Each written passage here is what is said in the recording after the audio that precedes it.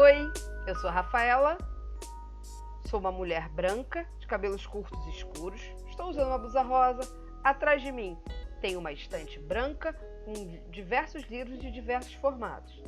E essa é a nossa aula sobre os primeiros habitantes do Brasil. Você já sabe quais são as primeiras hipóteses sobre o povoamento do nosso continente? A hipótese que os primeiros habitantes teriam chegado através do Estreito de Bering, ou do Sudeste Asiático, ou que já existiam habitantes aqui. Todas essas descobertas estão no campo da hipótese, ou seja, das suposições com base em vestígios e pesquisa. À medida que novas evidências vão sendo descobertas, essas pesquisas vão ganhando cada vez mais corpo e surgindo as teorias. E aqui no Brasil, você já pensou como eram os primeiros habitantes? Quais eram suas características? Como eles se relacionavam? Como era o ambiente que o cercavam? Bem, tudo isso a gente vai ver na aula de hoje. Os cientistas, eles acreditam que os primeiros habitantes aqui do nosso país, eles são de origem mongol e não mongol. Mas os de origem não mongol, eles desapareceram. Mas tem uma resposta exata, não se sabe por que esse desaparecimento. O que se acredita é que foi devido ao contato com os europeus que chegaram aqui no século XVI. Vale lembrar quais são essas características mongóis. Elas são pessoas com traços físicos semelhantes à população da Ásia, do Ártico e dos povos indígenas aqui da América. Pensa como é que é um índio, né? Como é que são esses indígenas? Bem, tem cabelos finos e pretos, sem pelo no corpo, aqueles olhinhos mais puxadinhos, não é? Bem, os profissionais de diferentes ramos da ciência, eles participam de escavações em busca desses vestígios para fazerem suas teorias, né? E é através dessa busca desses vestígios que eles vão revelando como viviam esses primeiros habitantes daqui do que a gente chama hoje de Brasil. Entre esses vestígios estão fósseis, urnas funerárias, ferramentas de pedra, objetos de cerâmica, restos de fogueira, de alimento, inscrições rupestres. Esses vestígios são encontrados em sítios arqueológicos, que são locais onde se encontram vestígios positivos da ocupação humana. Os sítios podem ser identificados como cemitérios, sepulturas ou locais de repouso prolongado, aldeamentos, estações, cerâmicas, grutas, lapas e abrigos sobre rochas, além das inscrições rupestres ou locais de sulcos, de polimento, sambaquis.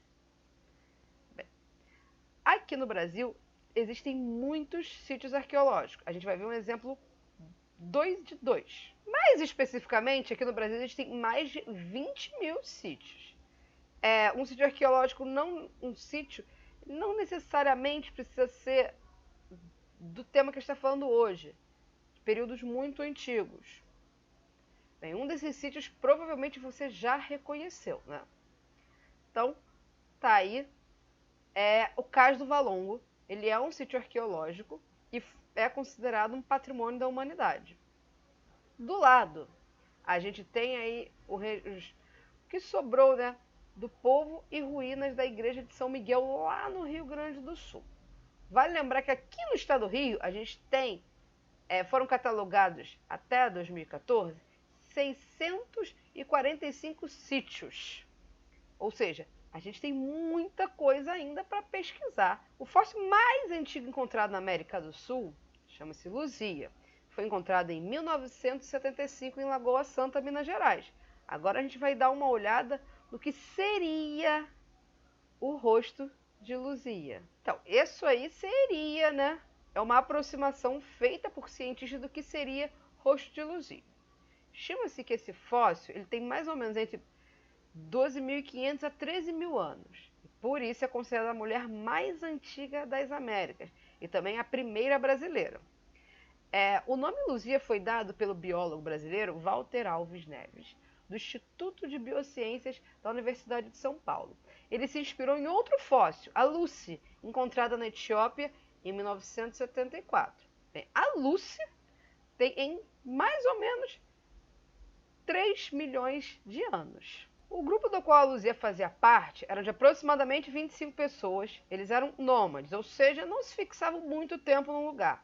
Eles tinham um acampamento base, na qual passava a maior parte do tempo, e alguns outros acampamentos mais distantes utilizados em deslocamentos em busca de comida. Construíam palhoças como moradia ou dormiam em cavernas. Bem, como não possuíam essa técnica agrícola, eles sobreviviam de caça e de coleta de frutos. Frutos podiam ser o pequi, o jatobá, araçá, outros vegetais. Quando a caça era praticada pelos homens, a colheita era pelas mulheres e pelas crianças. Os primeiros humanos de Lagoa Santa chegaram a conviver com mamíferos gigantes que desapareceram há cerca de 9.000 anos atrás, como o tigre de dente de sabre e a preguiça gigante de 6 metros de comprimento que pesava 5 toneladas. Outro sítio muito importante para a gente entender como era a vida dos primeiros habitantes do Brasil é o sítio arqueológico da Serra da Capivara, no Piauí. Ele foi tombado ali em 1993 e virou o Parque Nacional da Serra da Capivara. Foi inscrito pela Unesco também na lista do Patrimônio Mundial, como eu falei, que o Cais do Valongo também. Ele foi criado ali em 1979 para preservar os vestígios arqueológicos das mais remotas presenças humanas na América do Sul. Lá na área protegida foram localizados cerca de 400 sítios arqueológicos. A maioria deles contém painel e pinturas rupestres de um valor assim inestimável, né?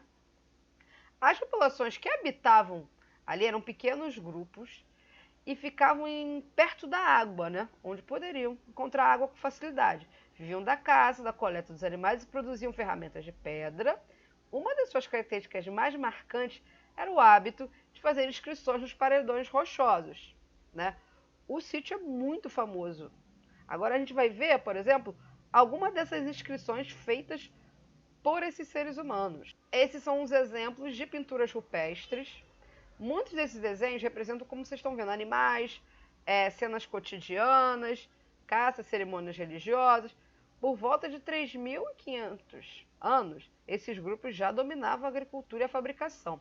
O nome do Parque Serra da Capivara é muito para esse desenho aí de uma capivara, que vocês estão podendo olhar aí na rocha. Bem, por último, a gente não pode esquecer de falar das primeiras sociedades que viveram por aqui.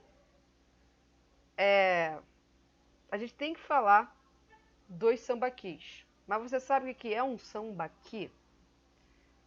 Sambaquis ou concheiros são elevações que resultaram da ação de povos muito antigos.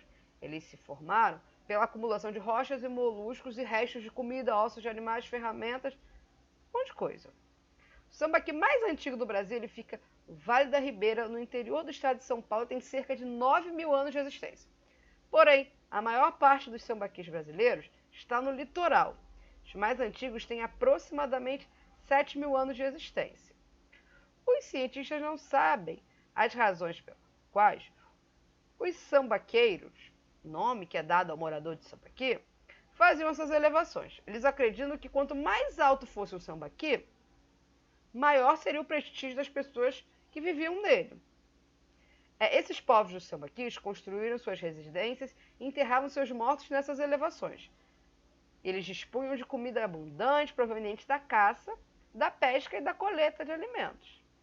Por isso, podiam permanecer por um bom tempo nesse mesmo lugar. Os povos dos sambaquis, eles desapareceram ali pelo século XVI. Os sambaquis evidenciam e permitem a recuperação de informações muito importantes sobre o ser humano ou sobre o ambiente de milênios. Imagina quanto de vestígio existem nos sambaquis e o quanto eles podem nos revelar sobre as primeiras sociedades que habitavam aqui no Brasil.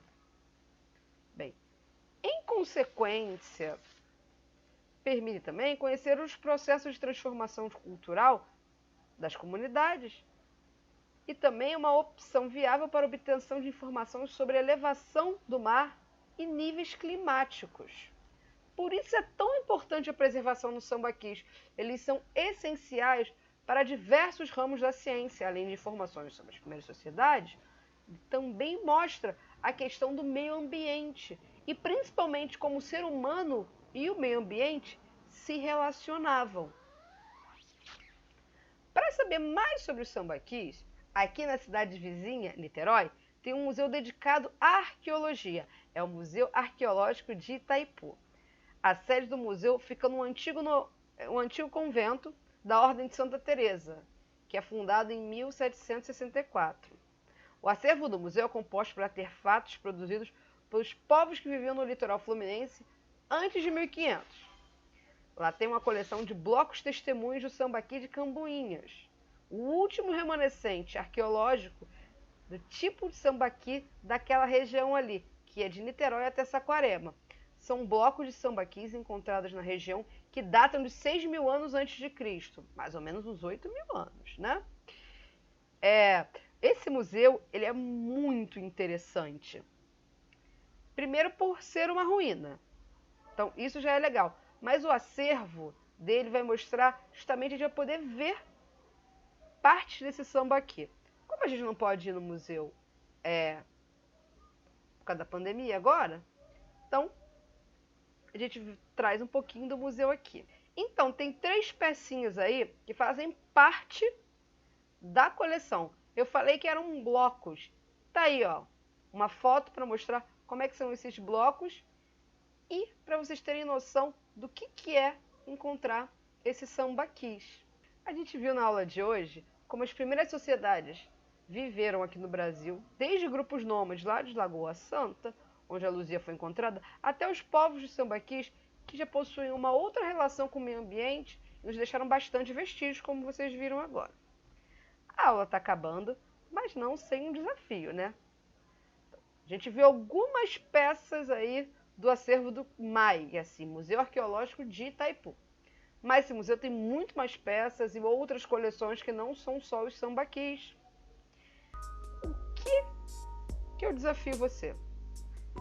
Vai no site desse museu, lá na aba Acervo, e visita o museu. Conhece a história do museu, conhece o que está exposto lá. Eu acho que é super legal. Então, meu desafio é, conheça o site do museu, conheça o acervo que tem nesse museu. Bem, até a próxima e tchau, tchau!